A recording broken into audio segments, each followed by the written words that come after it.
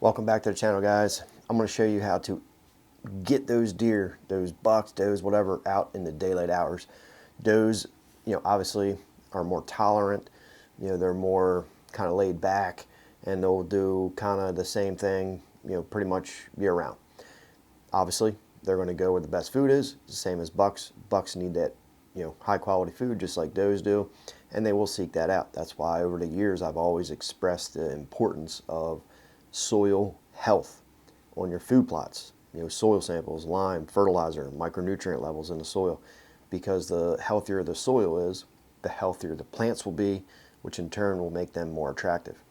Now, there are some simple tricks and techniques that you can do to help increase the daylight activity on your property, and there's a lot of factors into that, but we can only control what's on our property. We can't control what the neighbors do, what they do on their property. We can only control what we do. I have a property here that I just want to simply go over a few things that you can do to increase the likelihood of seeing deer during the daylight hours. So I'm going to pop this up on the screen and we'll go over it here on the iPad. So check it out on the screen, guys. First thing I want to talk about is this this property here that I'm going to zoom in there, you can see. So basically, this is a property where this area here was roughly about 3 acres. Now, what I did in the past was all these little mixed cedars and pines in this little area here, before you got to like this hard edge right here, where the big woods are. We took a skid steer in there and we cleared this entire area out right here. We did that to increase the available food in the area because it was a big wood setting. So anytime you have those big wooded areas, you start putting food in, you're going to attract a lot of deer from afar. They're going to come from miles away once they find it, because it's the only quality food source in the area. You have those closed canopy forests. There's no browse. There's no natural food for them, especially during the late fall, winter months. They have to seek out the best food. So like I said, we took out that area here with a skid steer and cleared that up, and I planted a clover food plot basically in this area. The first year was actually soybeans, and then we converted that to winter wheat, let that go all winter long, and then we put clover food plot in that spot there. Now, what else did we do to increase the daylight activity? Obviously, you get food. This was a food plot here, through here. We screened this in with Egyptian wheat to kind of help separate the food plots all the way around.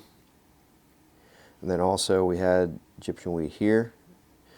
Therefore, when we walk by down here, we could come in, slip past here, and this Egyptian wheat was here. We could get back and hunt, back into here. I think we had a couple stands over here, and there was another road that went around. We could come back and hunt this spot here.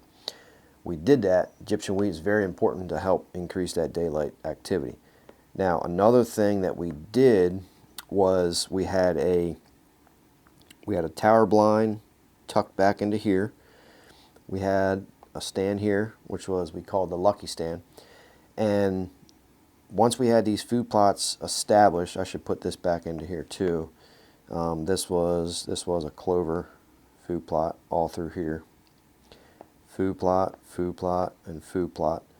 And what we did was, anytime you have to kind of recreate nature, and deer, especially big bucks, they're not going to want to go out. They're not going to want to go out into this big field right here. Some states they may do that, but you have to consider the amount of hunting pressure you have in your state. And majority of times it's high pressure, so deer are going to want to focus on smaller food plots, kind of like a kill plot or a pass-through plot, whatever you want to call it. Those big giant destination fields is where they want to go in the afternoons, nighttime, because they feel they more inclined to hit those because they feel safe. You know, they recognize, you know, as they get older, they can pattern hunters and they know where they're at, they know their activities, and they know where they're going to be. You know, deer recognize this. So when you have a smaller food plot or you have a bigger field and you can kind of enclose that with strips of Egyptian wheat, just kind of section things off later on.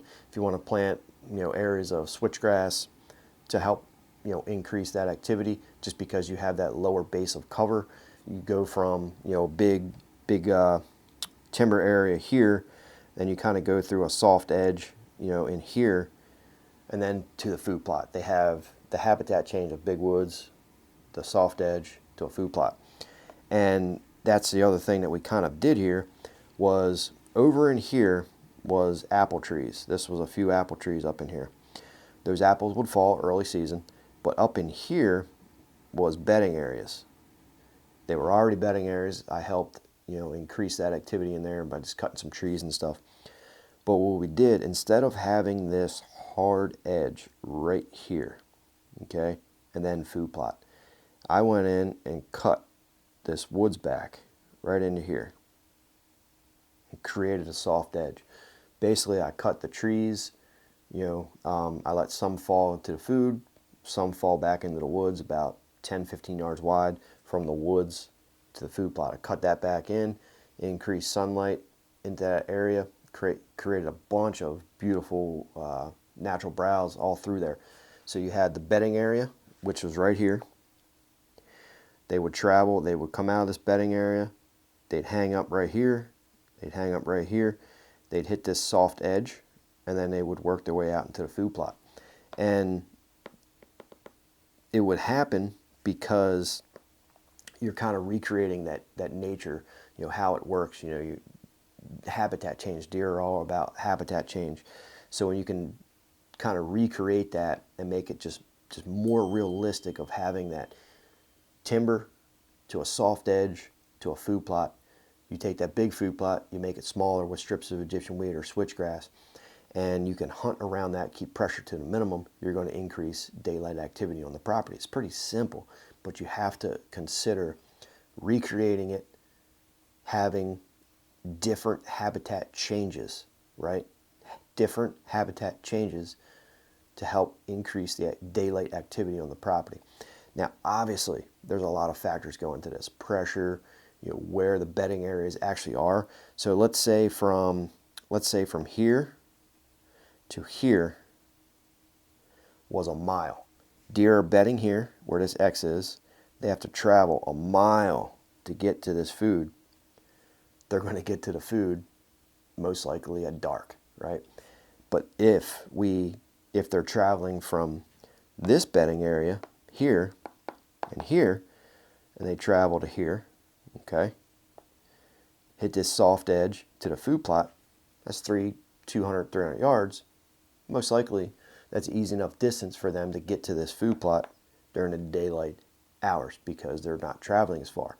They can travel, they can get up an hour or something before dark and hit this food plot here, and then they can transition out to wherever they want to go. Now, again, if they're traveling a mile because your property has no bedding, and then they get to your property at dark, you think the deer are nocturnal when they're really not. They're just feeding somewhere else or bedding somewhere else because they don't have to travel as far. Now, if you have it doesn't matter if you have the most palatable food source. If there's a big mature buck that's just bedded too far away because the pressure is too high or the habitat just doesn't make sense for him to bed close by, he still may get to that food plot at dark. So there's a lot of factors. But then I always say too, is a deer is going to do what it does. It's a wild animal. It can go and roam wherever it wants. But it all boils back again to having the most palatable food. A deer will find a place to bed, right? It's going to find a place. We can do bedding areas and different things, but at the end of the day, a buck, is still going to bed where it wants to bed, okay? So keep this in mind when you're trying to increase that daylight activity on your property. You got to have the food. You got to pay attention to soil samples. You got to pay attention to soil health. You got to pay attention to quality food sources, planting the right things, the right times of year. You got to pay attention to habitat changes bedding areas, having, you know, a hard edge create a soft edge between the hard edge of the woods to a soft edge to a food plot. If you live in a state where pressure is minimum, you may be able to get away with a bigger food plot. Most times you're hunting a high pressure area and you have to kind of change your tactics a little bit and create smaller food plots to entice the bucks to use those food plots during daylight hours. There's a lot of variables into this, but there's things that we can do to help, you know, increase that activity. A lot of other things. We can have water holes, we can have, you know, multiple different bedding areas, we can have switchgrass areas and Egyptian wheat areas and different food plots and plant different things. It's a wild animal. It can do what it's going to do what it does. But hopefully this video helps you. Any questions, post them down below, and I'll see you guys on the next video. Thanks for watching this video, guys. If you want more information on food plots, soil samples, and habitat management, click this video right here on the screen.